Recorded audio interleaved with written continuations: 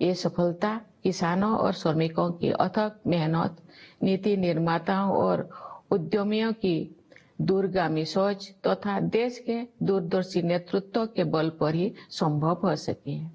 हमारे अन्नदाता किसानों ने उम्मीदों से बेहतर कृषि उत्पादन सुनिश्चित किया है।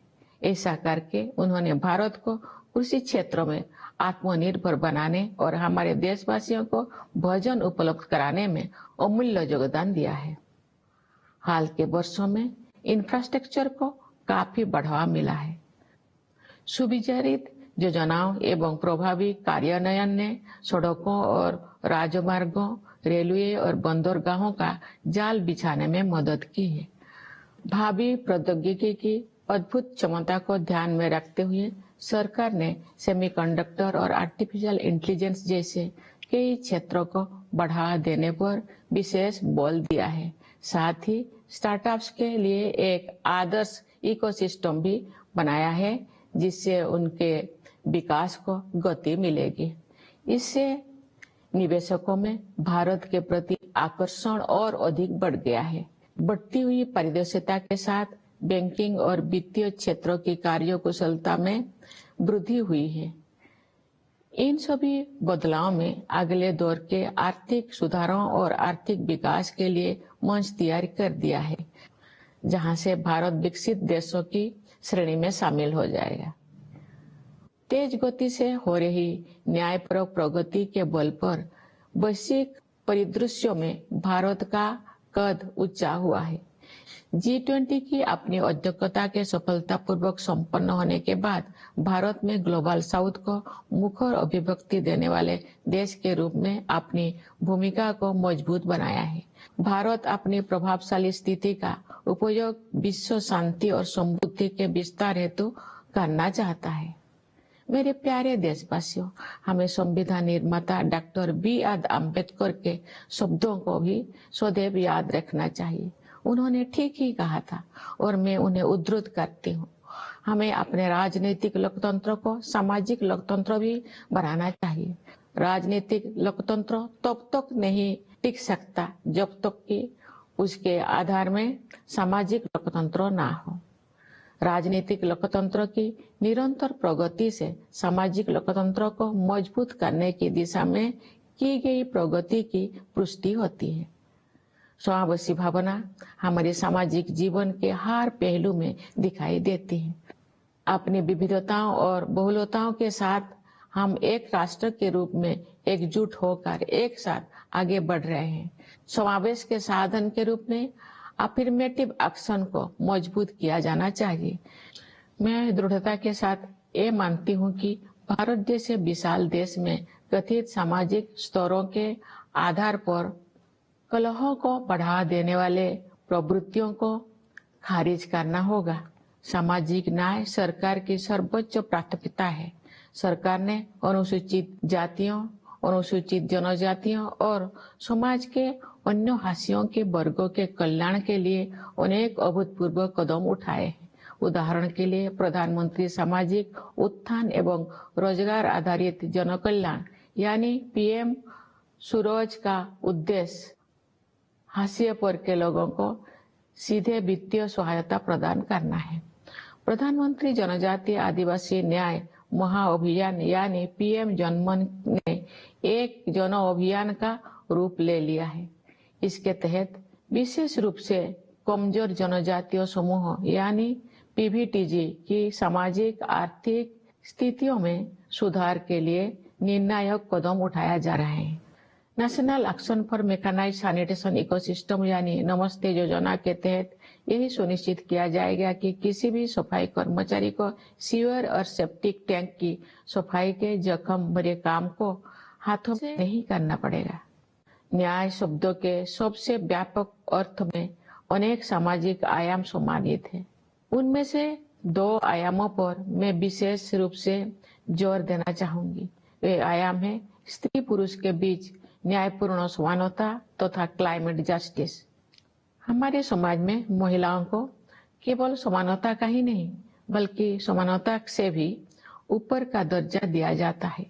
हालांकि उन्हें परंपरागत पूर्वाग्रह का कष्ट भी झेलना पड़ा है, लेकिन मुझे ये जानकर खुशी होती है कि सरकार ने महिला कल्याण और महिला सशक्तिकरण को समान महत्व दिया है।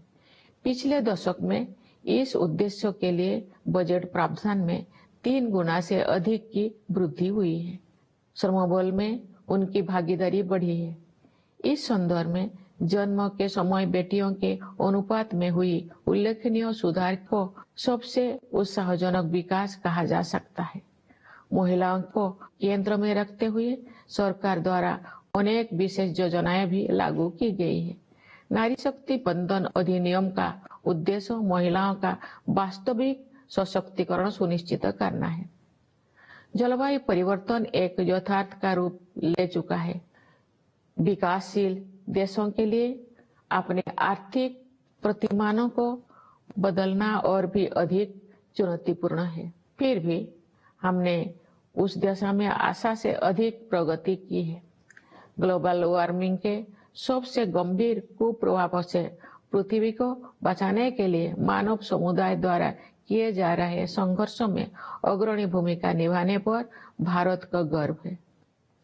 मैं आप सभी से अनुरोध करती हूँ कि आप अपने जीवन शैली में छोटे छोटे किंतु प्रभावी बदलाव करें तथा जलवायु परिवर्तन की चुनौती का सामना करने में अपना महत्वपूर्ण योगदान दें। न्याय के संदर्भ में मैं ये भी उल्लेख करना चाहती हूँ कि इस वर्ष जुलाई में भारतीय न्याय संहिता को लागू करने में हमने औपनिवेशिक युग के एक और अवशेष को हटा दिया है। नई संहिता का उद्देश्य केवल दंड देने की बजाय अपराध पीड़ितों के लिए न्याय सुनिश्चित करना है। मैं इस बदलाव को स्वाधीनता सेनानियों के प्रति श्रद्धांजलि के रूप में देखती हूँ। मेरे प्यारे देशवासियों, आज के युवा हमारी स्वतंत्रता की शताब्दी तक के अमृतकाल को यानी आज से लगभग 1/4 सदी के कालखंड को स्वरूप प्रदान करेंगे। उनकी ऊर्जा और उत्साह के बल पर ही हमारा देश नई ऊंचाई तक पहुंचेगा। युवाओं के मनोमस्तिष्कों को विकसित करना तथा परंपरा एवं समकालीन ज्ञान के सर्वश्रेष्ठ आयामों को ग्रहण करने वाले नई मानसिकता का निर्माण करना हमारी प्राथमिकता है। इस संदर्भ में वर्ष 2020 से लागू की गई राष्ट्रीय शिक्षा नीति के परिणाम सामने आ रहे हैं। युवा प्रतिभा का समुचित उपयोग करने के लिए सरकार ने कौशल रोजगार तथा अन्य अवसरों को सुलभ बनाने के लिए पहल की है। रोजगार और कौशल के लिए प्रधानमंत्री की 5 योजनाओं के माध्यम से 5 वर्षों में 4 करोड़ 10 लाख युवाओं को लाभ मिलेगा। सरकार की एक नई पहल से 5 वर्षों में 1 करोड़ युवा अग्रणी कंपनियों में इंटर्नशिप करेंगे। ये सभी कदम विकसित भारत के निर्माण में आधारभूत योगदान देंगे। भारत में हम विज्ञान और प्रौद्योगिकी को ज्ञान की खोज के साथ साथ मानवीयता पूर्ण प्रगति के साधन के रूप में देखते हैं। उदाहरण के लिए डिजिटल एप्लीकेशन के क्षेत्र में हमारी उपलब्धियों का उपयोग अन्य देशों में टेम्पलेट के रूप में किया जा रहा है। हाल के वर्षों में भारत ने अंतरिक्ष अनुसंधान के क्षेत्र में अभूतपूर्व प्रगति की है। आप सभी के साथ में भी अगले साल होने वाले गगनयान मिशन के शुभारंभ की उत्सुकता से प्रतीक्षा कर रही हूँ। इस मिशन के तहत भारत के पहले मानव अंतरिक्ष यान में भारतीय अंतरिक्ष टीम को अंतरिक्ष में ले जाया जाएगा। खेल के जगत भी एक ऐसा क्षेत्र है जिसमें हमारे देश ने पिछले दशक में बहुत प्रगति की है। सरकार ने खेल के बुनियादी ढांचे के विकास को समुचित प्राथमिकता दी है और इसके परिणाम सामने आ रहे हैं। हाल ही में संपन्न पेरिस ओलंपिक खेलों में भारतीय दल ने अपना उत्कृष्ट प्रयास किया। मैं खिलाड़ियों की निष्ठा और परिश्रम की सराहना करती हूँ। उन्होंने युवाओं में प्रेरणा का संचार किया है। क्रिकेट में भारत ने T20 विश्व कप जीता, जिससे बड़ी संख्या में क्रिकेट प्रेमी आनंदित हुए। शतरंज में विलक्षण प्रतिभा वाले युवा खिलाड़ियों ने देश को गौरवान्वित किया है। इसे शतरंज में भारतीय युग का आरंभ माना जा रहा है। बैडमिंटन, टेनिस और अन्य खेलों में हमारे युवा खिलाड़ी विश्व मंच पर अपनी पहचान बना रहे हैं। उनकी उपलब्धियों ने अगले पीढ़ी को भी प्रेरित किया है। मेरे प्यारे देशवासियों, पूरा देश स्वतंत्रता दिवस मनाने के लिए तत्पर है। इस उल्लासपूर्ण अवसर पर मैं आप सबको एक बार फिर बधाई देती हूँ। मैं सेनाओं के उन बहादुर जवानों को विशेष बधाई देती हूँ जो अपनी जान का जोखिम उठाते हुए भी हमारे स्वतंत्रता की रक्षा करते हैं। मैं पुलिस और सुरक्षा बलों के कर्मियों को बधाई देती हूँ जो पूरे देश में सतर्कता बनाए रखते हैं। मैं न्यायपालिका और सिविल सेवाओं के सदस्यों के साथ साथ विदेशों में नियुक्त हमारे दूतावासों के कर्मियों को भी अपनी शुभकामनाएं देती हूँ। हमारे प्रवासी समुदाय को भी मेरी शुभकामनाएं। आप सब हमारे परिवार का हिस्सा है। आपने अपनी उपलब्धियों से हमें गौरवान्वित किया है। आप सब विदेशों में भारत की संस्कृति और विरासत का गर्व के साथ प्रतिनिधित्व करते हैं। एक बार फिर मेरी ओर से सभी को स्वाधीनता दिवस की हार्दिक शुभकामनाएं। धन्यवाद। जय हिंद, जय भारत।